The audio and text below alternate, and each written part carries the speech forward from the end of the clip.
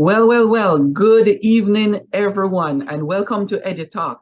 EduTALK is a bi-weekly virtual talk show created out of the need for a learning global community focused on topics in education that directly impact Caribbean nationals and diaspora nationals working across the globe. EduTALK features teachers, principals, students, administrators, business leaders, and dignitaries who share their expertise on topics relating to education today with a common goal of moving education forward and our students upward. I am your host, I'm Dr. Dwayne Dyce, and I am the CEO of Education Solutions International.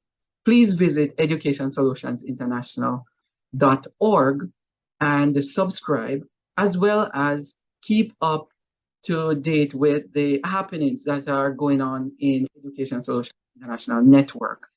For EduTalk this week, I have with me a wonderful guest. He is none other than Dr. Mark Anthony Gooden, and he is the chair of the organization and the leadership department at Teachers College, Columbia University. He's also a professor in education leadership, Christian A. Johnson Endeavor Professor in education leadership. And you're going to hear more about him from his own, in his own words, before we get deep into this topic that we want to discuss tonight. We are talking about education policy in terms of law and ethics. So that's what you're talking about. Good evening, Dr. Gooden. It's very good to hang out with you on EduTalk this evening. Awesome. Well, thank you, Dr. Dyce. It's a pleasure to be here. Thank you so much for the invitation. It's quite an honor. Happy to be with you. Yes, thank you. And EduTalk family welcomes you. They understand the nature of things in education, and a man of your stature is well received in this realm. All right, so can you tell our audience a little bit about you if they ask who is Dr. Gooden, and where is he from in America? And I know you travel extensively even in Africa and so on. So who is Dr. Gooden? Well, it's a great question. First and foremost, definitely very excited to be a husband and a father. I have a 15-year-old daughter who is probably in the next room listening, to this conversation. Not really; she's doing her own thing. However, I'm a very proud dad. Originally, I am from Southwest Georgia, so I'm a Southerner by birth. Born and raised in the South, grew up in a city called Albany, Georgia. And so kind of drag it out a little bit, not like Albany, New York, but I am currently living in New York. I've done some moving around, just a little bit about me in terms of professionally. I left my home of Albany to go to Columbus, Ohio to go to graduate school. So there I started my first master's in mathematics education, became a secondary mathematics teacher, started out professionally teaching middle schoolers, and they taught me a lot about myself and teaching. They taught me, what I thought I knew about teaching. They made sure they confirmed some things and denied some things. And from there, I taught some high school. But eventually after teaching, I would go back to get my PhD, also again at the Ohio State University, go Bucks. So spent some time in the Midwest. Actually looking forward to heading out that way in a couple of weeks for kind of a Black Alumni Weekend. So I did that. I got my start as a professor just a little bit south of Columbus, Ohio, in Cincinnati, Ohio. I was there for 7 or 8 years, and I was recruited away, went to the University of Texas at Austin, spent about 8 years there, and then was recruited away to Columbia Teachers College. And I've been there about 5 years. So I've done a little moving around. I've done a lot of learning along the way. As you said, I've been very excited and blessed to be able to travel at least once per summer internationally to try to present some of my research, which I'll be talking a little bit more about in the program. But that's a little bit about who I am. Come from really a great family, have a wonderful sister and wonderful aunts and uncles who care, deeply about me, and cousins and a number of other folks. So I'm a Yeah. family guy. I'm really interested in improving education, making things better for folks who've come from similar areas like me, who've grown up with with humble beginnings, as they say, but who are certainly looking to uplift themselves and improve the quality of their lives through education. Yeah. One of somebody I posted the flyer on LinkedIn, and one of our viewers, regular viewers, and a person I work with in the teachers union in Jamaica. She asked if you're Jamaican because of your looks, and I said no, you're not Jamaican, but you're pretty close because you have some connection with Jamaicans. Well, I like to think I do. I certainly have. My barber is Jamaican, and we Right. go back and forth. I had a chance to visit Kingston a couple of years ago, and it was like about 4 years ago. He teased me badly because I got some Jamaican shirts and some Jamaican gear. And so I walk into the shop. He said, "Are you from Jamaica?" And I said, I'm not from." I said, "But I could be because I have met some brothers and sisters from Jamaica with the name Gooden."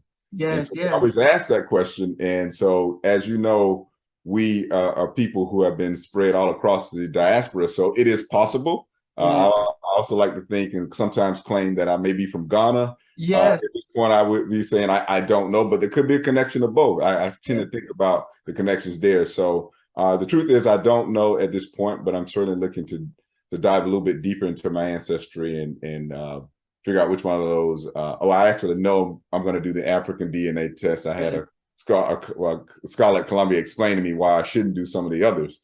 But once I find out for sure, I'm really looking forward to, again, finding out a little bit more about my family. I've done some of those searches that people do on the likes of Ancestry.com, just to try to find out more about my family, because, as you know, being ancestors of people who were enslaved, they don't always, they have not traditionally, this country hasn't recorded our history. And I am one of those folks who believe that is a really important thing, because, as you know, if you don't know where you're from, you don't know where you're going. So I talk as much as I can about being from the South and what that has meant for me culturally, describing my culture as African-American, but also describing myself racially as a Black man who recognizes, what it means to be a heterosexual cisgender man, claiming Christianity. So there's a lot about who we're from kind of wrapped into that. But just say, hey, I could be from Jamaica, so you don't want to discount it. It's a lot of intersectionalities and identities wrapped up in there. Absolutely. So you mentioned that you came through middle school as a mathematics teacher and then get into, in other words, what caused you to transition into educational law and ethics? Yeah, this is a very good question. So I had a lot of questions when I was teaching middle school mathematics. I started in a school that was made up of predominantly African-American students. I remember vividly being told that I was the only certified Black man teaching at that school. Again, remember, my students 95% African-American. There was another teacher who was a special education aide, who was a Black man, and the principal was a Black man. And my kids routinely told me, we did not. You were the first Black teacher that we had, and this was 8th grade. So in all of that, I wondered about systems and how people got access to many things. And so originally, I decided that I wanted to do leadership, and ultimately, I thought I wanted to become a superintendent. So when I went back to graduate school and finally decided what I wanted to do after I went back the second time to get my PhD, it was going to be in policy and leadership with a focus on becoming a superintendent. So I started to study leadership, and I had always been interested in leadership. I was somebody who started in leadership in high school. At that time, I was president of the engineering club, because I thought one time I wanted to become an engineer. But from there, I went into student leadership in college. So I was always interested in leadership and the way we can influence people to really fulfill the goals of an organization. So in all of that, I at the time was particularly interested, if you can believe, over 20 years ago, critical race theory. I had read my first piece by Derek Bell. I was so excited about the law and what it meant. And so I met a gentleman in the doc program who had, at the time, a doctorate. He had been had an EDD and had studied in education history, but he also had a Juris Doctor. He was also an attorney. And so I just told him, I said, I really would like to study this critical race theory thing and learn more about it. Can you like really work with me and be my advisor? And so thus began a relationship of me learning a lot about the law from him. We didn't do as much on critical race theory, but he taught me a whole lot about, all of the First, Fourth, 14th Amendment, what the law meant and how it could be used as a tool, but also the law was actually limited. And so we needed to understand it as educators. We needed to understand it, certainly as parents and participants in this democracy. Yes. So that just became fascinating to me to see how people would really think about this tool in ways that can be also used to analyze historically what had happened in this country. So I'm not saying I certainly did not give up the fascination with critical race theory, but the law became a foundation upon which I learned to ask a lot of questions and also lead particular types of analyses around how inequities have been structured, not only in the United States, but particularly in the United States from the way in which I study it. So, okay, so let's dive into it then with educational law first. I'm going to ask you much about ethics too, because you're a scholar in ethics, educational ethics. What exactly drive, because there's no education as it were, and you know this, in the Constitution in the US, there's no education article, as it were, leading to education and educational upliftment of the people or the citizenry. So where does education come from in terms of the schooling and the Constitution and citizens of the country? Where does it come to be so important? Sure. Well, wonderful question, Dr. Dyce. So, so the United States talks about as a country how important education is, but it just so happens that there's no federal right to an education. So what that means is if you were to wake up one day and say, where could I find my educational right? And you were living in the state of New York, one could reasonably think that as a United States citizen, then I would find it in the United States Constitution. If that is what one would think, one would be incorrect. That's not where you would find your education. So what happened, and the way it has worked in the United States, is the states decided that they would educate their citizens, and the United States did not. So states made a decision to really embed that into state constitutions. And now what that means is you could very possibly go from state to state and have varying degrees of the quality of your education, if in fact you were thinking about the amount of resources that you would get, the type of schools you might have access to. And what's important about that is it actually becomes a little more granular, because the access to that education, this is what we've done when I started talking about those inequities, we have really tied, as in connected, the quality of your education or the resources that you get to property rights. So in other words, if you are able to, within your state of New York, purchase a home in a suburban community that is able to offer you more financial resources, along with the basic amount of education or the educational expenditure that you would get from your state. I want to keep this, don't want to get too technical. Yeah. And you could have an education that offers you more resources.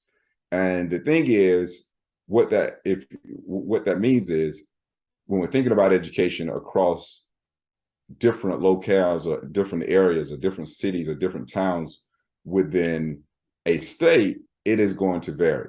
Yeah. And so let's just think about it this way. Every state has let's just say a bottom line amount that they give to all of the locales or all of the school districts, within that state. However, it is also true that property taxes, depending on how they are calculated, just to keep this simple and straightforward, if you pay more in property taxes, then you can get a larger allocation per student, and it's called per pupil expenditures. So that means student A may live in District A, that's a poor district, and they may only get $4,000 or $5,000 on top of the base amount they get from the state. Where a student living in District B that has a larger allocation, they may get $10,000 on top of that, basic state allocation. I mean, those exaggerated numbers. But the point is, there have been many lawsuits across states where people are brought forward saying, hey, this is not the best way to fund the schools, because what it says is, if you have money and you're able to live in a so-called wealthy district, then you're going to have an education that's really supported by more resources. If you're a student who's living in a district that doesn't have as many financial resources, then you're going to have an education that may not look the same as it does in a wealthy district. And so this is an inequity. This is unequal. And this is baked into our system. And so what that means is, you not only have those tangible thoughts around how much money is offered, we also stigmatize particular districts. So we say to people, hey, when you go to teach, and if you want to teach in a space that's going to be a little bit easier, a little bit less challenging, we use terms like that, then you will want to go to the wealthy district, so to speak. And then we say, well, if you're going to go to that district that's more challenged, that maybe is resource hungry, that may not have the best facilities, then we're going to encourage some of our newer and better teachers to say, think twice about that, especially if you have an option. Where it turns out that's where more of the jobs are, in those so-called challenging districts. And that's where more of a need is. And obviously we have a lot of teachers who come out and they're committed to working in that particular space. But we do that space a disservice because we also don't prepare folks how to, I think, be prepared to teach in that particular space. But in how we describe it, we sometimes make it out to be worse than it is in terms of how we're thinking about it. And then we don't support people, in that kind of space. So we disadvantage it more than just about the income. It's sort of in this broadly concerned. And I'm not saying it's easy to teach in any of those contexts or easier in another, but it does bring up some of our biases, and some of those biases, as you know, Dr. Dyce, are built into the structure, right? Structure is based on, going back to my original point, how the law was constructed initially. And so these are systems that we have created that can be really interrogated, they can be analyzed, and they can be changed. But it's just that the people who are most supported by these systems, incidentally, happen to be the same people who oftentimes have more power to participate in the democracy, have more access, or at least have more know-how on how these systems work. So thank you. It's a comprehensive view, really, that anyone can understand.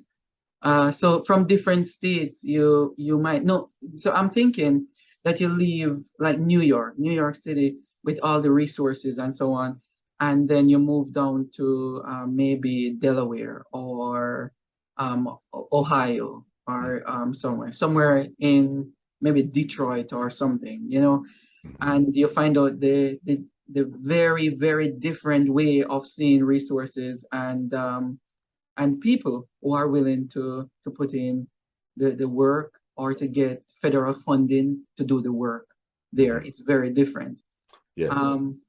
So in terms of the teachers, and we look at the school system and we talk about understanding the law, is educational law just for the leaders in the school districts, no matter where you are, right across America? Or anywhere in this world where there is law and educational law and policies? Is it just for the leaders, or should teachers become a part of the decision-making process and to get knowledge of the law? Absolutely. Yes, another good question. And I'll just say one last point on that funding. Yeah. There is a much smaller percentage that comes from the federal government. So the government does have some say in education through things like, Title I funds. Okay. And then one last point is, even though states have provided students with an educational right or rights in education, they can't arbitrarily and capriciously take it away without recognizing the students' due process rights, which are found in the 14th Amendment, which is found in the United States Constitution. So it's just important that we can come back to that point, but I wanted folks to understand that the federal government has some, I think that some interplay, some access, or some engagement. That's a better word. We're gonna come back to it. Excellent. Okay. All right. So going back, building on that point, such a good question. Should teachers be involved in education law? They are involved in education law. The minute they show up to teach, they are involved. They are part of that whole dynamic. They are part of that schema around students thinking about and wanting and deserving access to their rights. Unfortunately, we don't train teachers specifically in education law courses in most teacher ed programs. There are a couple of programs, one I'm thinking about right now at Indiana University that was actually started by some friends of mine in education law.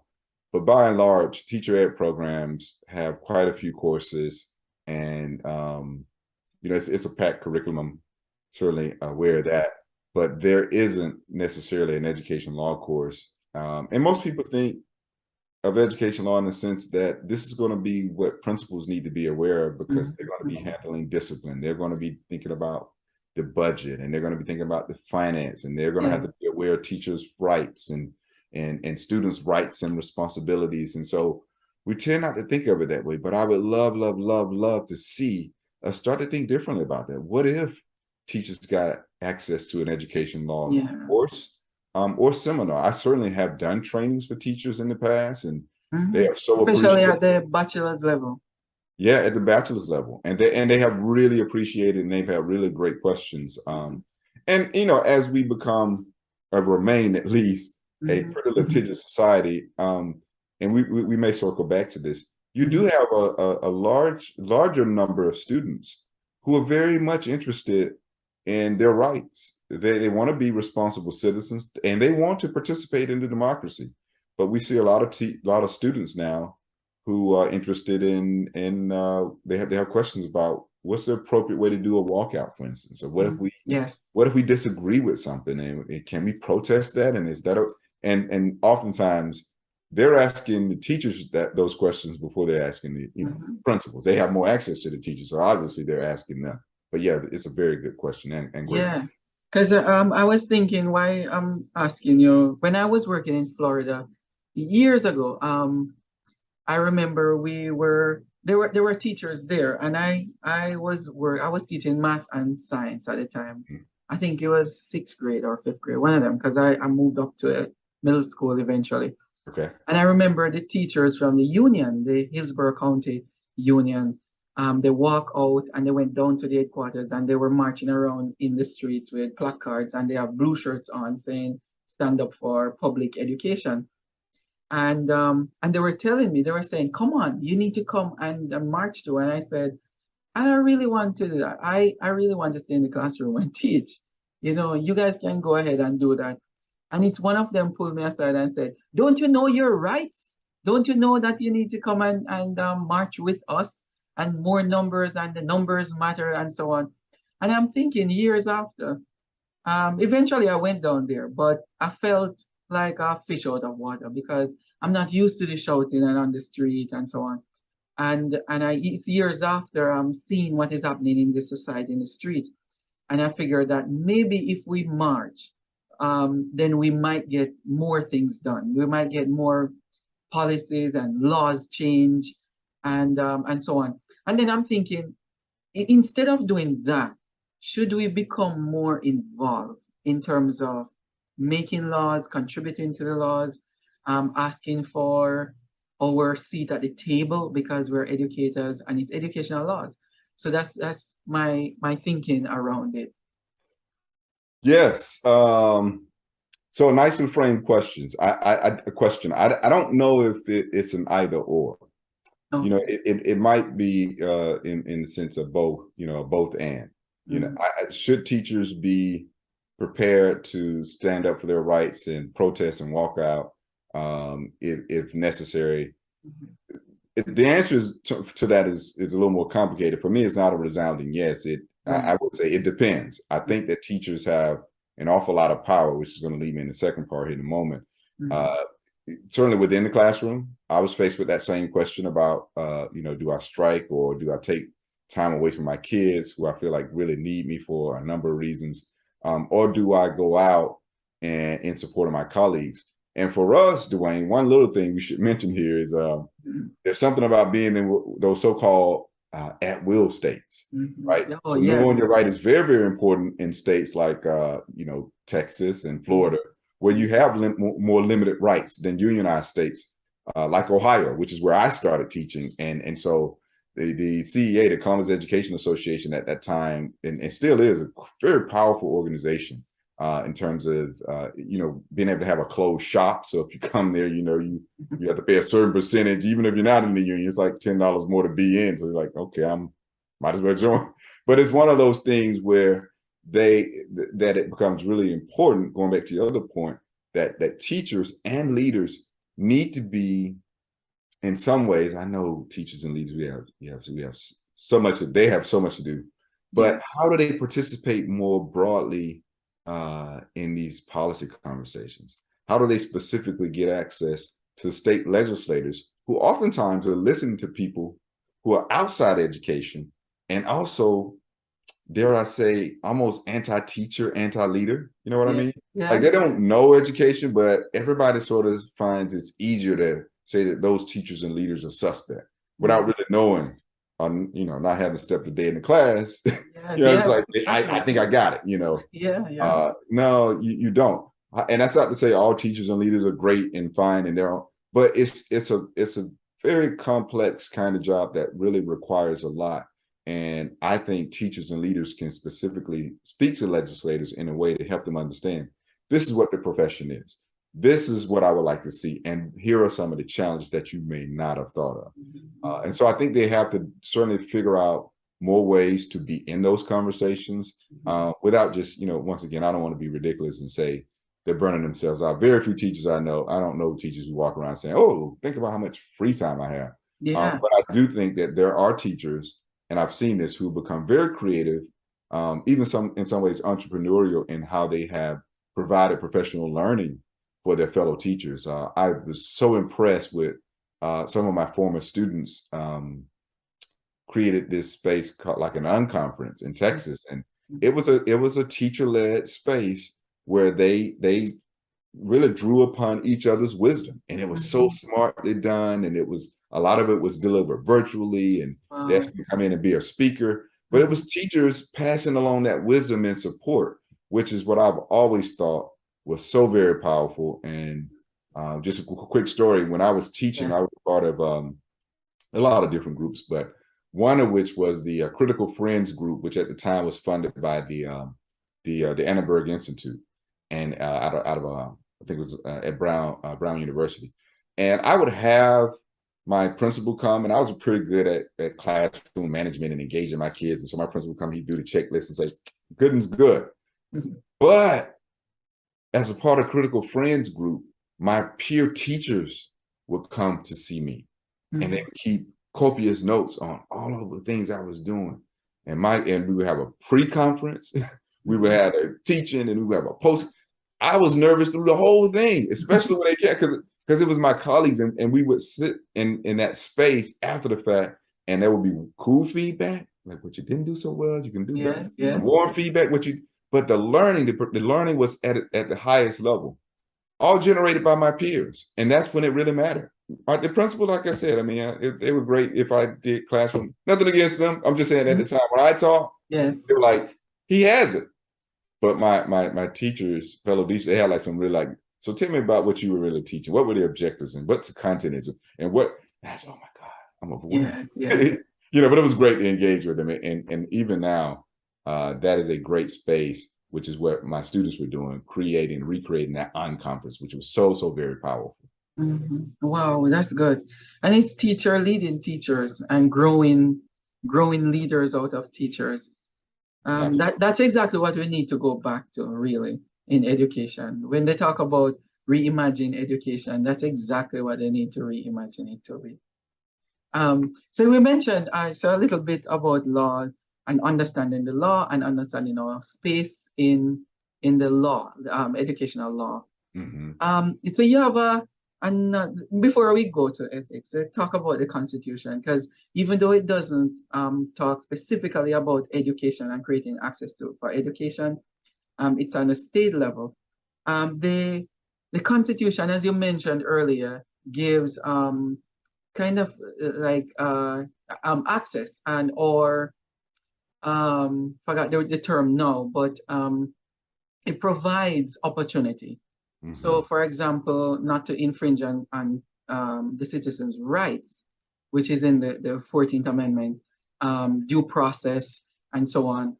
And that will lead to people understanding that education is part of the citizenry of the country. So therefore, you need to provide access to them. So we're in terms in general in the Constitution that we can make reference to the opportunities that we have as citizens to get their kind of like access to quality education.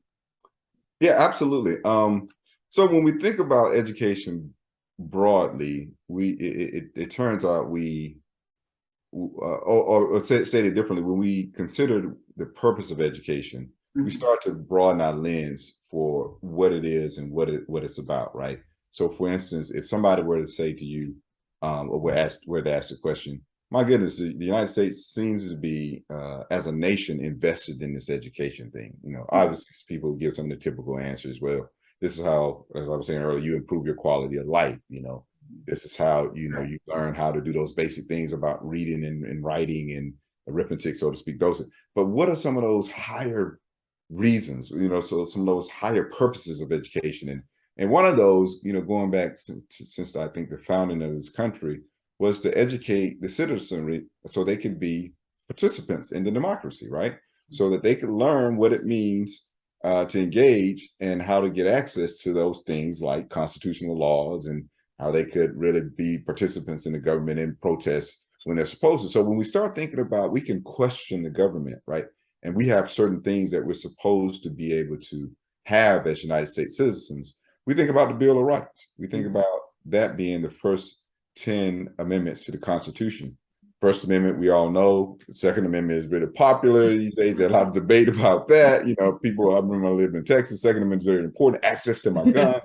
But when we think about First Amendment, though, freedom of the press, freedom of religion, the freedom to be able to say things that I want. In other words, freedom of speech. And so people start to ask questions like, wow, does that apply to the school environment? When we think about it from a federal level, a lot of folks are not sure about that.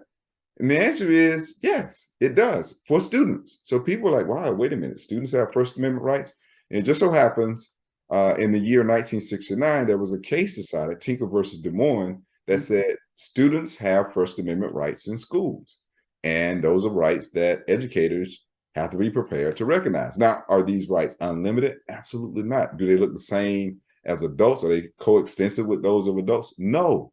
But the point is, prior to Tinker versus Des Moines, there was something called in loco parentis, which is still around, but it was much more restrictive. Meant in place of parents, that was the role of school officials. So it was just like you had your parents that telling you what to do and what you could, and it was very, very restrictive. So along comes this Tinker versus Des Moines case, which was, by the way, a situation where young people were protesting the Vietnam War, a silent protest. They wore black armbands. So in that, the court came back and said, yes, they have First Amendment rights, as long as, this is the restriction, those in the participation in practicing those rights, that they don't cause a material and substantial disruption to the learning environment or interfere with the rights of others. So to the point that you present those rights, then you have rights in schools. And that's the First Amendment of the United States Constitution, right? Another one that really impacts the lives of young people is the Fourth Amendment, and that's the search and seizure. Once again, people might be surprised to say, wow, that applies to the school environment. So for instance, if there's a kid who comes to school and you think that they have something, some illicit items in their bag. Are you able to just go in and start to search that bag? You know, by saying, I'm the principal and I can just do that. Well, the court said, well, it depends. You have to have something that's called reasonable suspicion, right? So you have to reasonably believe that there's something going on, or some reason that that kid has something. And then, you know, there are all kinds of exceptions to this. But in other words, that there's a reasonable suspicion in school. And I don't want to go through the technical part of that two-part test. But the point is, you just can't go in and search a kid's bag without recognizing that they have an expectation of privacy. Now, lockers are different. You know, schools often give these the codes of conduct, and within that codes of conduct, they say something like, the lockers belong to the school. Why do they do that? Because they want students to know that you may use this locker, but this is ours, and we want to let you know from the beginning, we're putting you on notice so that you will have a lowered expectation of privacy in that locker. So that if they just search it and open it up, you can't say, hey, that's where I keep my, you know, my illicit materials. Like, I was, you can't not no students wouldn't do that, right? But the point is, they know that the school has put you on notice that you have a lower expectation of privacy in a locker, diminish, better word, expectation of privacy than you would in your private book bag or your pockets. And so it means they can't not search you, but if they were going to do that, they just have to have more, they have to really have applied that reasonableness standard to do that. And there are some exceptions. We don't have to get into the technicality. But the point is, the First and the 14th Amendment most certainly, just like the 14th Amendment, apply to schools across the United States within every state. Yeah, food for thought out of the classroom. So at least they can go back to work tomorrow morning and say, okay, I heard this from Dr. Gooden, that it's relevant to schools, even though we don't talk about education so much in the Constitution. That's right. Yeah, so that's for citizenry. So let's start. What we talk about law. Just in a nutshell, what do you think if somebody say, oh, it's all law and this country is built on the law, the rule of law, and so on? What does ethics have to do with education and educational leadership? Because there are tons of books on ethics and leadership and educational leadership. So where law is concerned, and you know the country is built on law and the Constitution and so on. So where does ethics come in? Yes, this is a very, very important question. And I always say to folks, we have school law courses so that we can really provide leaders with everything they need so that they know the rights and responsibilities, you know, their responsibilities, and really recognizing the rights of teachers, the rights of students, and also recognizing the responsibilities of those populations within this whole space of the school.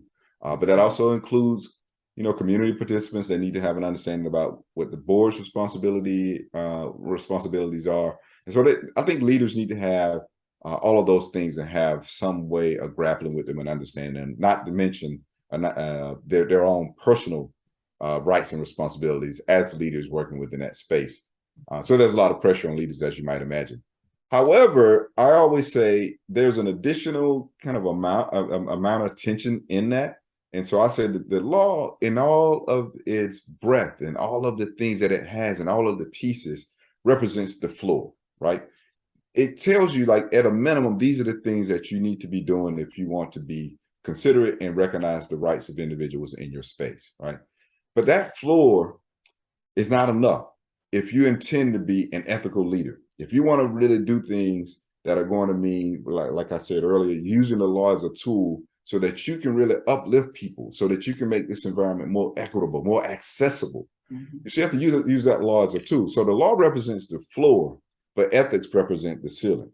So, you know, you can go as high as, these are the things that I do, and I'm trying to reach toward a really ethical atmosphere in terms of how I want to support my students.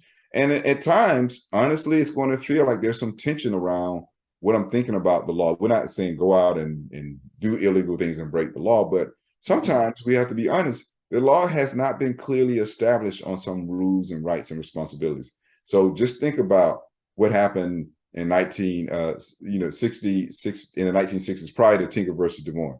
I mean, before Tinker versus Des Moines, people were saying, "Oh, these kids don't have any rights. You know, they don't. We don't have to worry. Nothing that we have to recognize."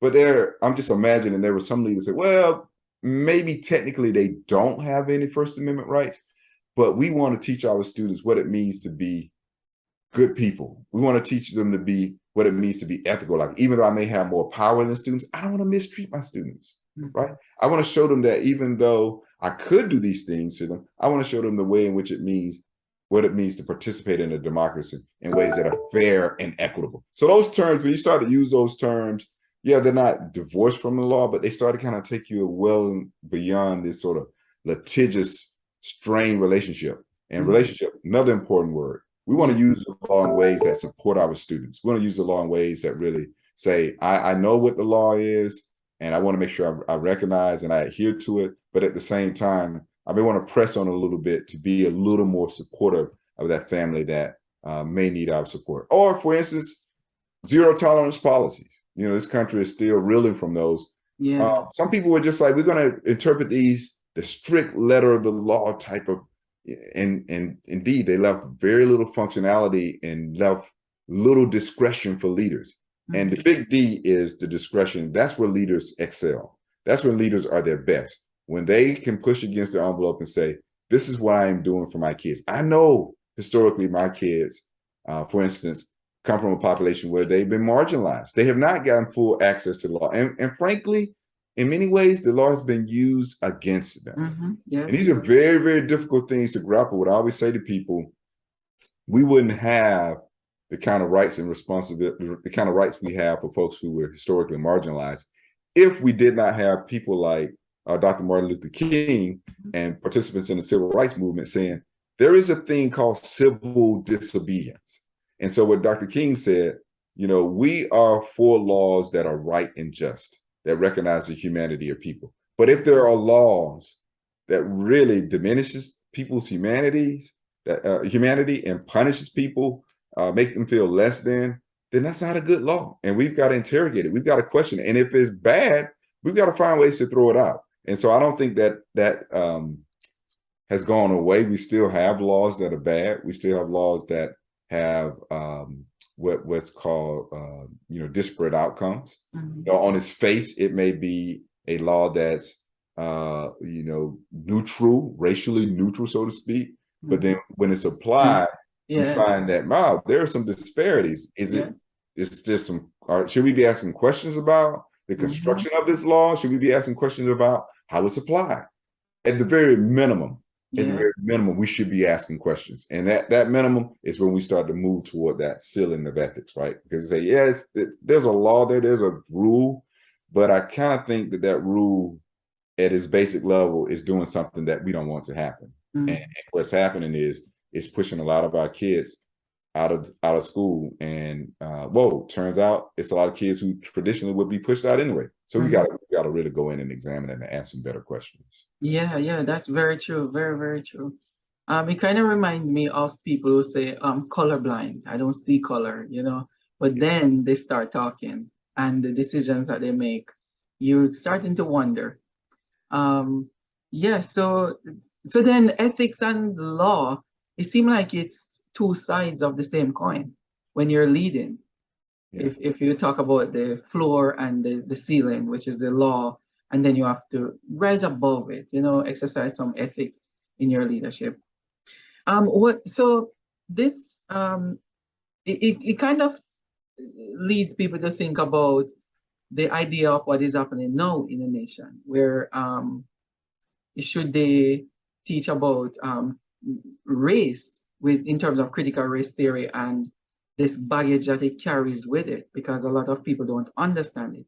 So certain states are working to ban books and to punish educators in general who actually want to teach history. How do you see, in general, you don't have to get specific with it, but how do you see the law and ethics playing out in these cases that is happening in the South or in the West or even in the North here in New York? Yeah. So a very good question. in my engagement with teachers, and I've done my best to try to sit and listen to what some of their concerns are, because this indeed for teachers teaching in some of those southern states has turned out to be really a scary time for a lot of teachers. I think I've talked to a range of teachers. There's no doubt, but there are those teachers who are more comfortable reviewing what the law says and finding that there's some space in there, that there's some wiggle room. Interestingly, a lot of these states don't say specifically, don't do this. They may say, okay, you can teach these books, or you can teach this, and some do. Don't get me wrong. But good teachers, or more confident teachers, or more experienced, they oftentimes know how to look at the law and say, this is really, and this is how they do it from what I've seen, this is really structured to the particular standards. But they don't get into, whether I'm teaching critical race theory or not. I haven't heard them say that. They've said, hey, no, the standards actually say that we should be teaching diverse books. So I got a set of diverse books. The standards say we should be bringing in multiple perspectives that interrogate particular types of phenomenon and across. I have that right here. So they don't spend that time necessarily, but they also are explaining it in ways that teachers can do best. Like, hey, as an educator, have I not built trust in you and how I educate your child? Have I not done these? And many times those parents would say, you know what, this is a good teacher. I mean, they have really made my child excited about it. And teachers have even said, just asking parents, would you want me to really teach something where there was no controversy, for instance? Because let's think about it. Now, I've talked to kids in these spaces. Kids don't want to be in a sterile environment that doesn't really recognize some of the challenges in the history of the United States. They know that. They're interested in that, right? So for us to pretend as if that we don't do those things and we're going to not talk about them because they're going to make kids uncomfortable, that they don't want to be. I've heard kids say, I don't want to not be uncomfortable. But what I have not seen, and I have seen more accusations, I have not seen any teachers making white kids feel bad, for instance. I mean, some of these descriptions are I just have not found any evidence. I've found teachers trying to do a good job. I've found teachers struggling with some difficult topics, oftentimes doing okay, sometimes needing a little space to grow. But that's all of us. That's all of us. So I suppose the answer to that is, I would say to those teachers, look carefully at your standards, gravitate toward that, stick to those, have those conversations with your principal, make sure that you're doing those kinds of things up front. Because I just don't want teachers to be out there and exposed and being punished for something that's as simple as doing their job because, one parent screamed loudly and said they were doing this. Most of the times I found those accusations to be really these mechanisms used to shock the consciousness of folks, and they're very much fraught with like this political weight, and they're just not accurate. I just have not found, once again, teachers doing some of the things that we've heard, like the worst of folks. Now, have I talked to teachers who are very anxious about doing equity focused work, who are really not confident and really nervous about messing up? And I think we have to create spaces where people are offered grace, and teachers and leaders who are trying to learn to be more equity focused. You can see my book over my shoulder here. I'm going to ask about this now. Okay. We really talk about offering people grace. If we are educators ourselves, just at the higher education, university level, I just never found myself as successful by trying to scare my students into learning. They needed to be in a space where they felt comfortable, where they felt challenged, reasonably challenged, but also where they could grow and not feel like the moment I made a mistake, Gooden was going to embarrass me in front of my peers. That doesn't work for adults, and it doesn't work for young people. So I don't think that by and large, the majority of teachers we have are out there trying to do that. They not intentionally. You know, like I said, Oh, definitely some professional learning and professional. We know that. We saw some examples in class. You remember? I mean, you know, from the videos, some of your colleagues show. yeah, But I happen to believe that most people are not showing up just to do that on purpose. I find most teachers have not gotten a chance to interrogate what some of their biases are. Therefore, when they're doing these things, often unintentionally, doesn't erase the fact that it still can be impactful. But there's a willingness I found to learn. And I think this whole CRT debate has really pushed against those people's willingness to be open to learn. yeah, yeah. I like your perspective on it and the fact that you actually talk to some of the people there. I think we need to do better at dialoguing with people to Yeah. get to understand their view, especially the ones who are in states who are actually the news articles are popping out of there, and it sounds very detrimental. You know, Mm-hmm. but if we get perspective, then it will be a better understanding. So Absolutely. you mentioned the book, and we're winding down our program. I want you to talk a little bit about your writing because I know you do a lot of writing and publications. Talk to us a little before you get into the book about the different writings that you have done in terms of equity and inclusion and the law and ethics. Sure. I like the way you said I do a lot of writing. I'm always thinking I want to do more. I need to do more.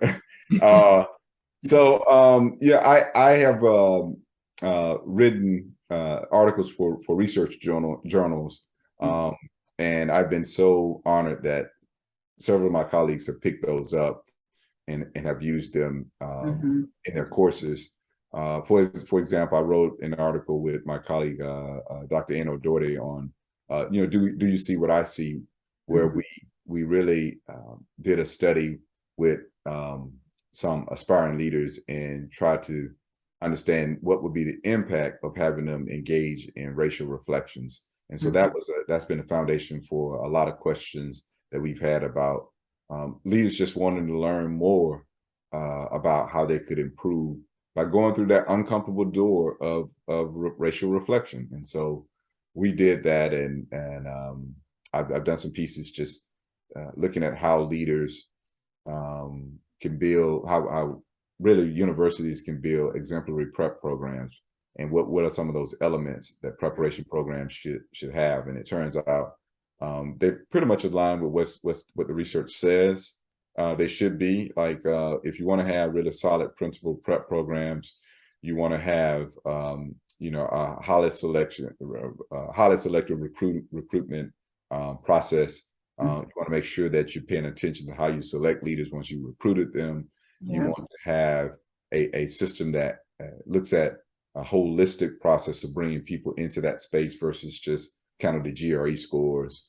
But I've also, you know, done work, and I'll talk about, you know, the book in a moment, just on the school law, how we use it. I've set up some studies, just kind of thinking about how leaders responded to off-campus speech and how it was constructed using a web page. So I set up an experiment, if you will, that I sent out to leaders and had them respond to what they would do or whether they would or would not punish a student. And that was really a fun study that was based on my dissertation, and I'm still returning to new ideas to go through some of those same types of experiments. And last but not least, the 5 Practices book, which I'll just share very briefly, I wrote with 3 other colleagues, Sharon Ragg, Gretchen Gibbons-Jennerett, and George Theo Harris, where we really wanted to write a book that could present a how to do equity-focused leadership that leaders could pick up and start to use tomorrow, if you will. Yeah. What is it called? 5 Practices for Equity-Focused School Leadership. So I'm just gonna. Do you have a copy? Yeah. Put it. Yeah. 5 practices. Oh, okay. Yeah, I think I've seen it before. Okay. Practice. So Where pick it up. where can people get it? You can get it at ASCD is the publisher that you can see ASC there. Yeah. You can do a search for the title and find it on ASCD site.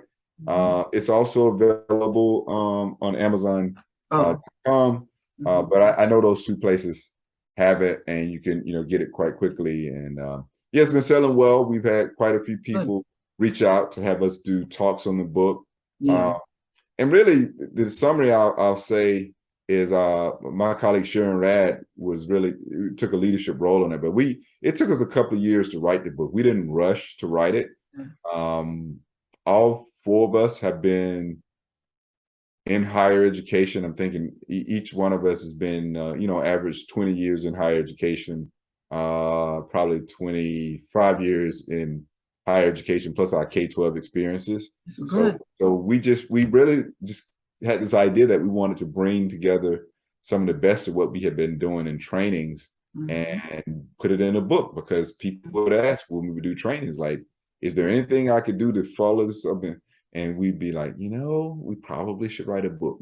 And so, Yes. together. And so that's what we did. We are a group of four people, racially and culturally different. I identify as a Black man, but Sharon Rad identifies as a white woman. Gretchen Jenner identifies as an African American woman, and George identifies as a white man. So we had conversations with each other, became closer as friends in the process of writing the book and putting those pieces together. I like the racial reflection. I think it digs deep into our own being to find out who exactly we are, and we might not reach there in maybe two sittings or reflection, or 3 or 4 or 5 or maybe 10 years, but it caused us to search to find out who we are. Yes. And Dr. Dyce, I'm glad you mentioned that, because there's a piece that people can get. I'm very excited about this. I have it's also it's in the education leadership, which is the leadership magazine of ASCD, but it's available online.